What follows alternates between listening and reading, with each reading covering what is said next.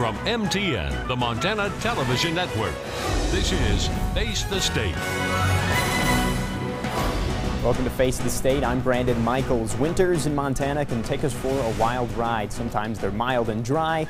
Sometimes they're bitterly cold and very snowy. This year, we got a little bit of both. Over the next half hour, myself and members of the STORMTracker weather team are going to be recapping the ups and downs of the winter of 2018-2019. Let's start things off with just a general overview. I'm sure many of us remember this winter by the way it ended, which included some record-breaking snow and record-breaking cold in the month of February, but that's not how winter started off. We take a look at fall. Things were actually proceeding as normal. The first snowfall of the season in Montana, usually only a few weeks after the first day of fall, and this year, no exception to that. Most of the state saw the first few flakes falling in the first days of, on the last day of September. The exception there being Kalispell. They had to wait a couple of more days, but in general, things were running about average. Now, if we head a little bit farther into fall here, we're looking at the winter outlook for from NOAA for the entire country, and in general, when this was issued in October, we're looking at a pretty easy winter for us in Montana. You can see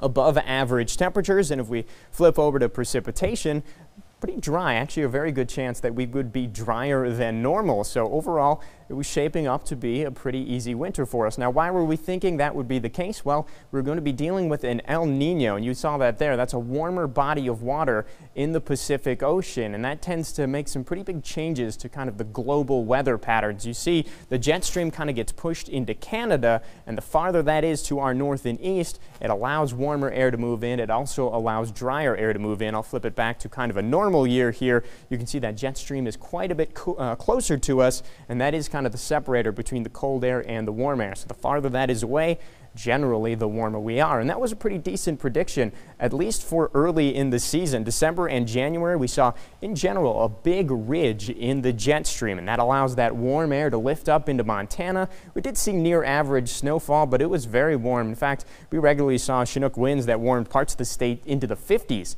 So a pretty easy start for us into the winter.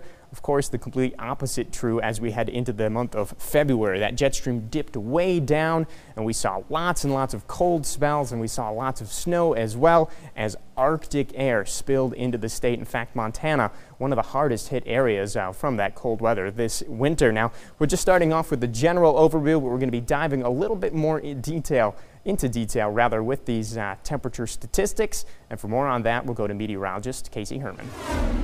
Thanks, Brandon. As you can see here, our winter in 2018 of December started off very mild. 6 of the 7 cities shown here were above average compared to our normal average for this time of year. And as we move into January 2019 temperatures, many areas saw above average temperatures once again. And with these fluctuations of above average temperatures and going below freezing at night, we did see ice jams occur quicker than we normally do. We saw some ice jams in January here in Great Falls along the Missouri River. We saw the frozen river break into large chunks of ice. Now, Montana does see the most ice jams in the lower 48. Most ice jams occur in March. We normally don't see the ice jams occur in January. Temperatures have been pretty up and down so far this winter, which has caused alternate freezing and melting of the water. Now, once the ice breaks apart and starts moving, these big chunks of ice can accumulate one area, making an ice jam. Then February came and everything changed. The month started off with above average temperatures, but then a cold front moved through and we ended the month with below average temperatures for these areas here compared to the normal average. You can see here, like I said, we started off with above average temperatures for February 1st and 2nd here for Great Falls, but then a cold front moved through the state on February 2nd. Swooping through the state, significantly dropping temperatures. This cold front was the beginning of a very long cold spell across Big Sky country. Cold front actually moved through Great Falls already, quickly dropping those temperatures in the 40s and 50s down to the 20s and teens. That temperature, enjoy it while it lasts, because that 41 degrees, that's going to be the warmest temp we see for a very long time. And we are in for a very, very cold stretch of weather. If you take a look at this, that's not ink falling into water. That's cold polar air slipping down from the polar region, not Arctic. We're talking polar cold temperatures. Now, this was a very powerful cold front, dropping temperatures 20 to 40 degrees now in just 1 hour. This is the 24-hour temperature difference on February 3rd compared to February 2nd, which was substantial, with some areas seeing a 50 to 60 degree temperature difference in just one day. And after that day on February 2nd, temperatures never really rebounded the remainder of the month.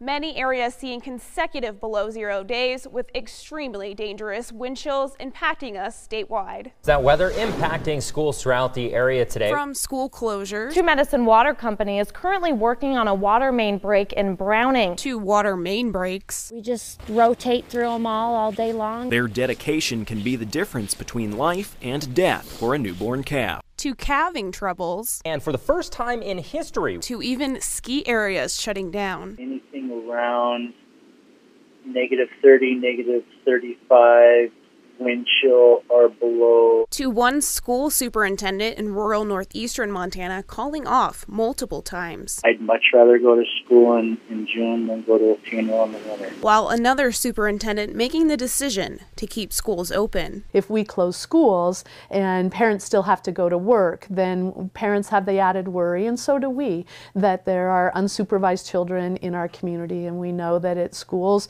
that they will be inside. Although actual temperatures were very cold throughout the month of February and early March, wind chill temperatures was what made conditions even more dangerous. It is just double-digit below zero temperatures just about everywhere right now, and with a 5 to 15 mile per hour sustained wind, which is nothing to what we normally see here in Montana, but goes a far way when we're seeing those temperatures and makes our temperatures feel so much colder than it actually is. So here's our feels like temperatures, wide ranges here between 20 below and 40 below, and dangerous wind chill temperatures prompted the National Weather Service to issue many wind chill warnings and advisories due to the fact that hypothermia and frostbite could occur if proper precautions were not made. February and early March of 2019 was one for the record books. February 2019, one of the worst, if not the worst Februaries we've ever seen, at least recorded here in Great Falls. High temperatures,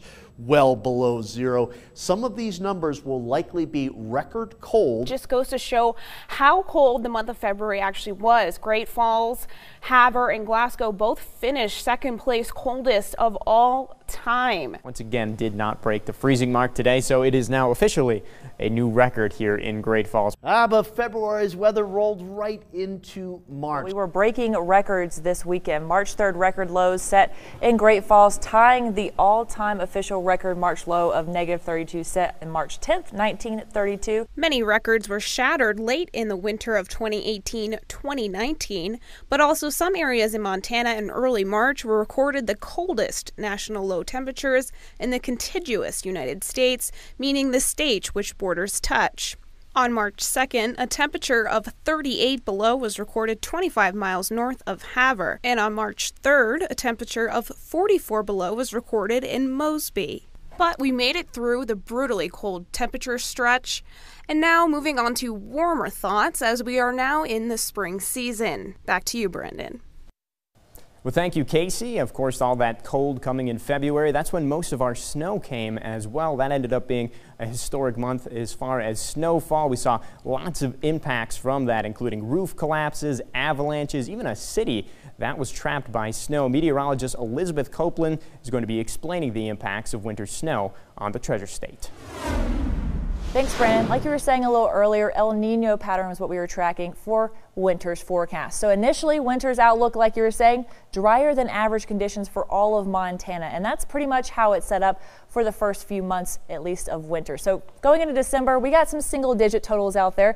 Warming and cooling trends continue to melt that snow, so not a lot of snowpack accumulated, but 8.7 inches total in Billings, 6.9 inches in Glasgow, single digits across western Montana, a little bit lower than average in Helena, only clocking in about 2 inches there for December totals. Now, January came, increased totals across most of central and southwest Montana. The only place that decreased was across the north and east, a lot less of that snow across the north and east, only 3.7 inches in Glasgow. The rest of us in single digits in Bozeman and Helena, and then even the teens for Great Falls, Billings, and Missoula, jumping up quite a few inches there. And then February happened. We saw that cold air mixed with that more Pacific moisture, and as that jet stream weakened, quite a bit of snow fell and stayed on the ground for a lot longer with much colder temperatures. So we did track 28.2 inches of snow falling through February in Glasgow. That's 23.8 inches above average. So quite a bit above average, going from about average to these above average temperatures in just a month. 23.2 inches in Billings, 22.2 inches above average in Bozeman, and then 20 pluses for the rest of the state as well. 24.1 greater in Great Falls and in Missoula. So overall, more than 20 inches above average for all of the state. And with all that snow in such a short amount of time, we definitely saw those impacts lasting across most of the state. With a warm start to winter, a weak base layer was created as snow accumulated quickly in upper elevations. With so much new snow, these avalanches could break 5 feet deep just in the new snow, creating areas of instability in the backcountry. We have people coming from all over the country, coming to southwest Montana. They're getting out in the backcountry snowmobiling and skiing, and it's really important for them to get good, relevant information about the snow so they can stay safe. One area that saw its share of avalanches were the tobacco roots. In mid-January, 4 hikers climbed a steep and heavily treed area around Bell Lake when they triggered an avalanche. 35-year-old Benjamin Hirsch McShane from San Francisco died, and another was seriously injured. In Gallatin County, a backcountry skier is dead after getting caught in an avalanche on the west side of the Bridger Mountain Range. Another skier from Bozeman died in the Bridger Range near Truman Gulch after triggering an avalanche. New and developing tonight in Teton County, one person has been recovered from an avalanche just west of Shodo. Another avalanche was triggered by snowmobiles. Avalanches are not limited to backcountry areas. Separate slides in February closed 2 major highways. An avalanche closed part of Highway 287, 30 miles south of Ennis near Quake Lake. Traffic continues to be an issue this morning for anyone traveling west of Missoula. Another closed I-90 just east of Lookout Pass. From impacts in the backcountry to impacts in town, all that above average snow really impacted places in town, especially on those rooftops. So as we added all that extra weight on those rooftops, we saw quite a few collapses. So just to kind of break down what it means to have that snow on rooftops. So we track snow from fluffy to wet, and that's just based on how much moisture content is per square cube of those snowflakes. So the more moisture content per snowflake, the heavier the snow is going to be. So about a 5-to-1 ratio is about the wet snow forecast, and then fluffy snow, about 15-to-1 ratio of water to that snow. So overall, about a foot of snow in fluffy, the lighter snow, 6,400 pounds, which is about a truck. So usually we could see about 20 pounds per square inch on those rooftops is what the average rooftop can hold. So about 9,360 pounds per foot of snow expected on those rooftops, which is about a truck and a car. And you get that wet heavy snow, that's about 3 trucks or 18,720 pounds. Again, a normal roof can withstand about 20 pounds per square foot. So overall, that's quite a bit, about 12.5 there for that wetter snow, which is 1 foot. Well, with 2 feet of snow, you add even more. So about 2 cars for that fluffy snow, 3 trucks for normal snow, and then even 37,440 pounds or about 6 trucks for the wet snow. And overall, quite a bit of snow fell, even over 2 feet in some areas. With temperatures remaining mostly below freezing, snow collected on rooftops around the state, even causing some to collapse in Bozeman. MTN's Cody Boyer explains. February evidently was a record snow month. Really caught us off guard in terms of our buildings. Bozeman City Manager Andrea Surratt says the city's mindset following a series of collapses across the area is direct, focusing on community safety. Every facility, every building has been analyzed for its integrity, roofs included. Where we hadn't gotten to the analysis yet was some of our park facilities. She adds the partial collapse of the Bogart Park shell was an eye-opener. We've had that one incident and we hope to not have any others. We're taking every precautionary measure, but that one was a learning curve for us. City officials say roofs like this one here at the Gallatin History Museum on Main Street are more prone to issues than others for obvious reasons. The History Museum did close this week for snow removal since their roof dates back to 1911.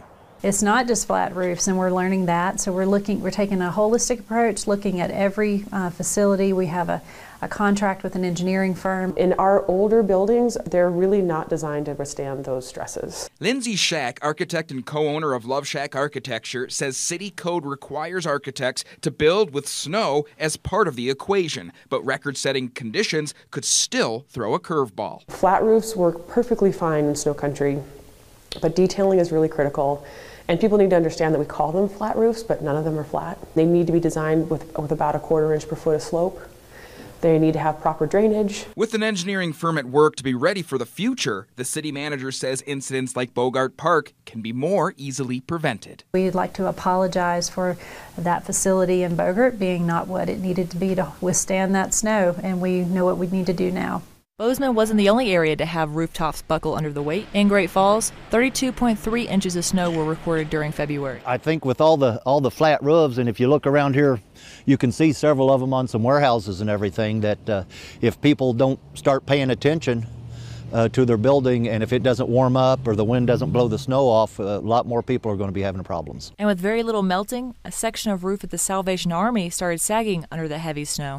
In Missoula, a downtown building was in the process of being remodeled when its roof collapsed. Keeping rooftops snow-free is almost impossible, but MDT plows worked all winter long to keep Montana roads clear. Statewide, MDT has 591 plow trucks and 22 tow plows on call all winter long. Now that's a lot of trucks, but it's the miles that might surprise you. Scott West from the Montana Department of Transportation would know. Yes, if it's a major statewide storm with all the plow trucks at MDT, and 24-hour period, yes, they encircle the earth twice for the amount of miles that are plowed. And that's just for one snowstorm. Each year, they maintain 25,000 miles of lane roads and plow about 4 million miles of highway, which is about 160 times around the world, or 8 trips to the moon. We're busy, busy, busy.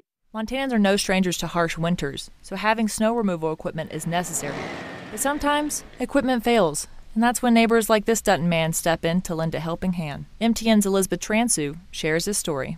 A broken snowplow is not ideal this time of year. I mean, we started out not knowing if we were going to have a winter, and then all of a sudden it just dumped on us. That's exactly what happened to this small town in a time of need. It's old. It seems to cost an arm and a leg every time you fire it up.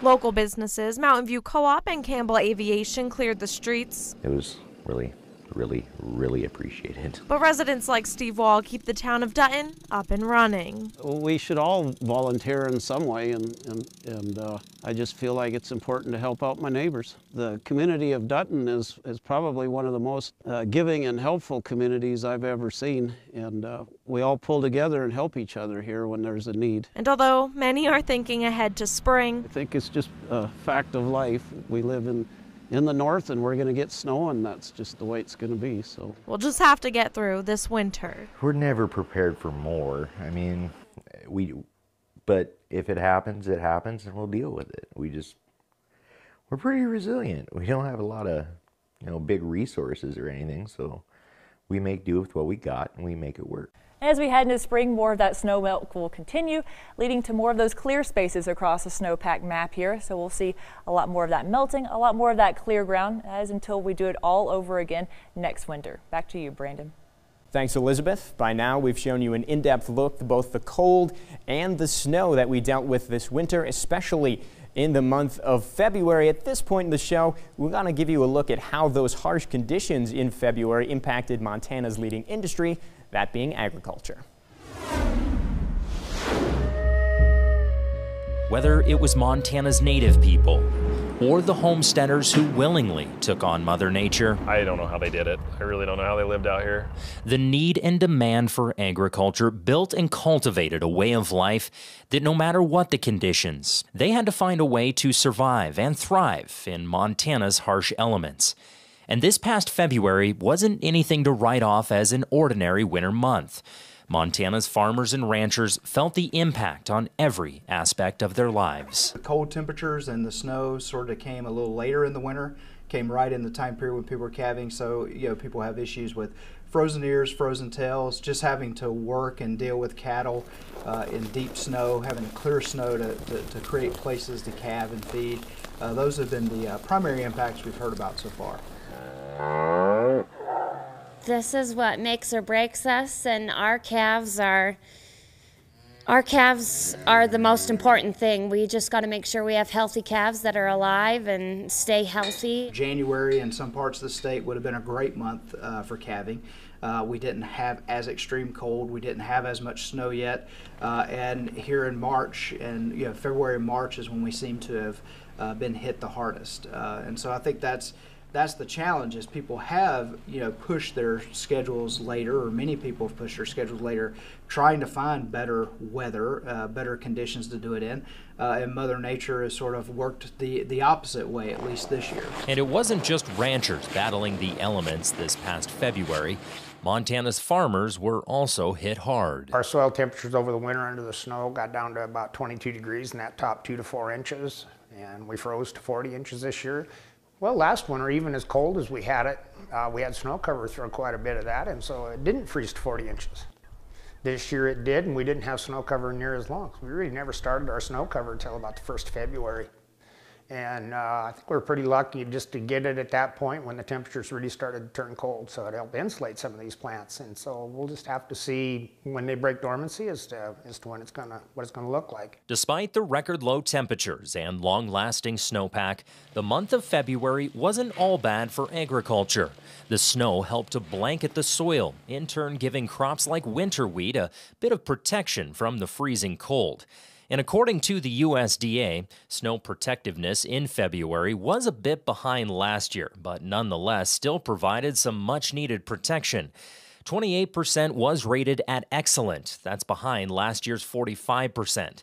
Reports also indicated 69% was good to fair in 2019 compared to last year's 44%. And although it will be hard to tell until the snow is completely melted, the latest USDA crop progress report is indicating that winter wheat is faring slightly better than last year. 14% is currently sitting at excellent compared to last February's 8%.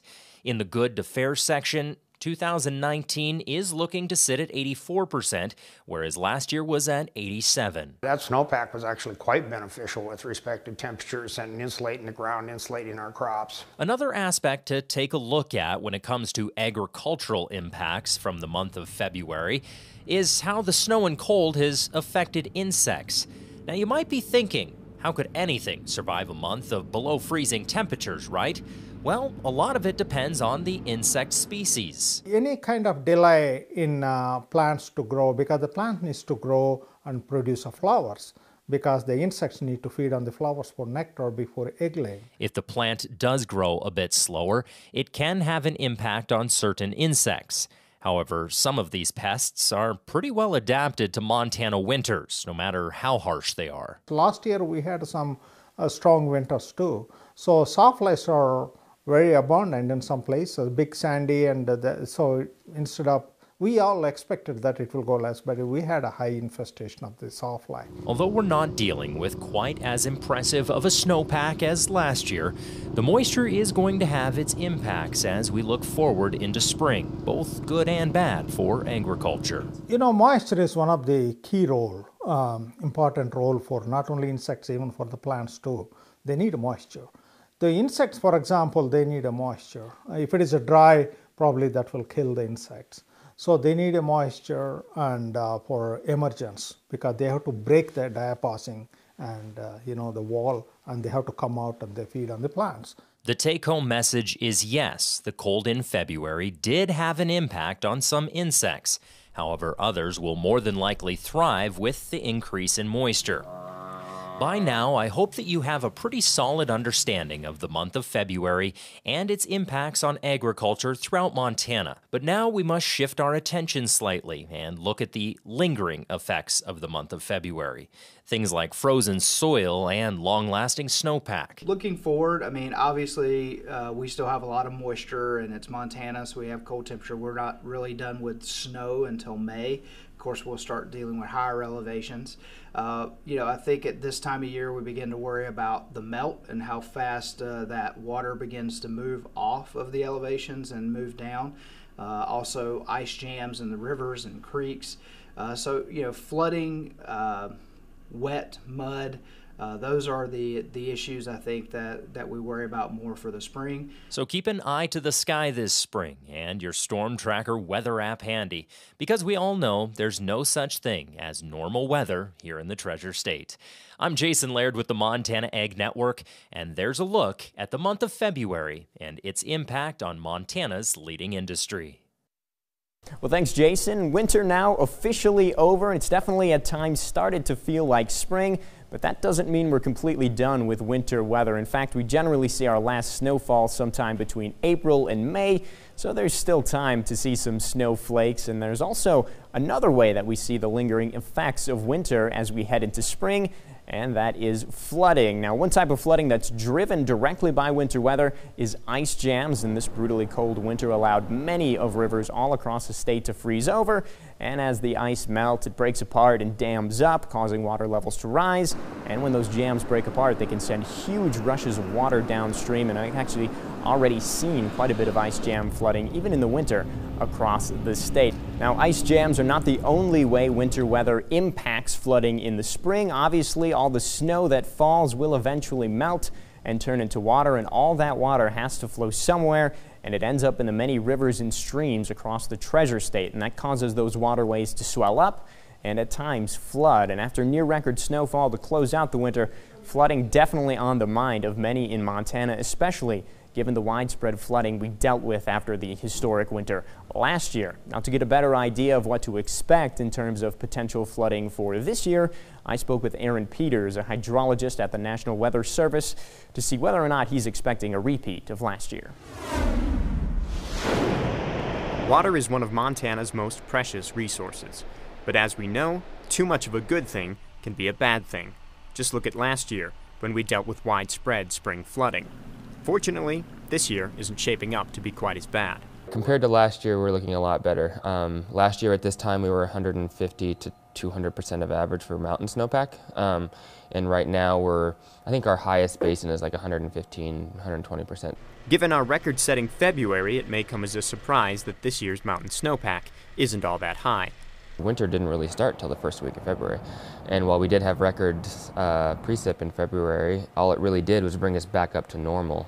Melting mountain snow is one of the main drivers of major river flooding in Montana. But there's obviously snow on the plains as well. That too can contribute to river flooding, but also causes ponding, overland flooding, and basement flooding. Plain snowpack is a little bit above average, or maybe more than above average. We have a lot of water in the snow in much of the plains, Cascade County and eastward, and southwest Montana as well. Even though the upcoming flood season isn't looking extreme, there are some rivers that are more likely to flood this spring. Right now it's looking like some of the tributaries to the Milk River, like Clear Creek near Chinook, and then Beaver Creek in Valley County, and then the Little Bighorn River in southwest Montana.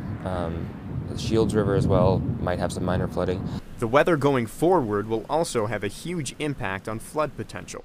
A rapid snowmelt or heavy rain event can drastically and quickly increase the likelihood of flooding. It's best to be prepared for flooding now, especially when it comes to flood insurance. If you live in an area where you're even remotely close to having some flooding problems, or you've had them in the past and you don't have an active policy, you need to talk to your insurance agent now or talk to somebody at FEMA about getting that policy in place. So far, our winter has left us in a good spot. Now we look forward to spring to see what Mother Nature brings and how the flooding season unfolds. Of course, now that we've moved into spring, we have seen some flooding, including on some of the rivers that Aaron mentioned in that interview. But for now, that's all the time we have. Thanks for joining us on Face the State. You've been watching Face the State, a presentation of MTN, the Montana Television Network.